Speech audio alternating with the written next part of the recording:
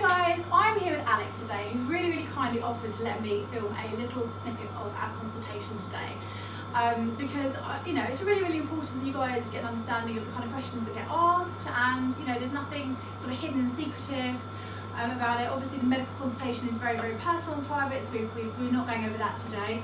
Alex is medically suitable for the treatment. We've gone over everything in great detail, but you had a few questions for me, and so yeah, I think one of them was you were asking me how was it long? I wanted to know sort of how long between each treatment, and sort of if there are anything that I can and can't do in that time. Okay, great question.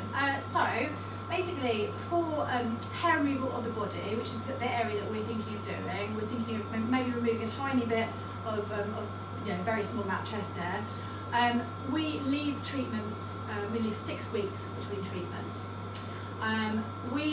Because the hair grows in 3 different cycles, and we're trying to catch as many hairs in one particular growth cycle, in other words, when the hair is attached to the root so we can destroy it, the scientists have worked out that the 6 weeks for body hair is the optimum time for spacing. So I try and get as close to that as I can. If we were doing facial hair, for example, so I do lots of, I do lots of sort of chaps, and we do, sometimes people will just want to kind of remove the odd stray hairs they're always having to shave, things like that. So for facial hair, we space it every 4 weeks.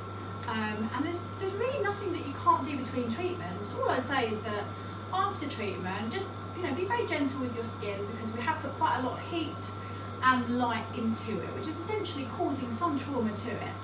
Although we're not going to see any damage to your actual skin, we are putting a lot of heat into it. So all I'd say is that just be gentle with it, and try and maybe keep the area free from deodorant for a couple of days, and maybe when you're thinking about having a bath or a shower, certainly after the treatment for the first couple of days, I think just make sure the water is not too hot, because that can aggravate the skin and make it red. But lots of clients tell me they don't really have any concerns when they leave here.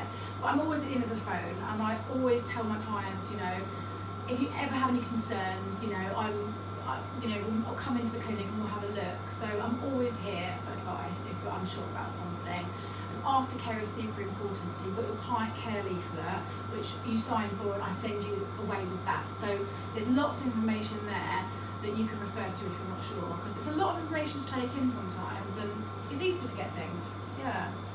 So, any other questions that you can think of? I'll put him on the spot now.